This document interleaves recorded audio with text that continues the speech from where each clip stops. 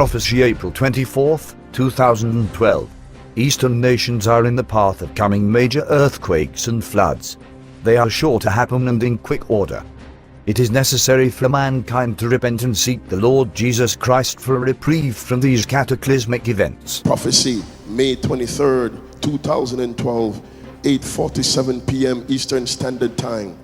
The Italy 5.9 earthquake on May 20, 2012 fulfilled the 9-9 part of the 9th hour mega alarm prophecy.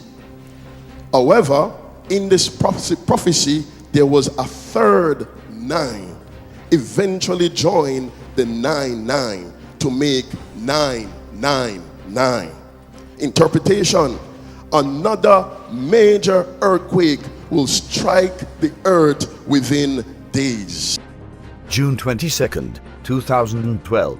A 5.7 magnitude earthquake struck south of the Karmedic Islands, New Zealand, with a depth of 23.6 kilometers.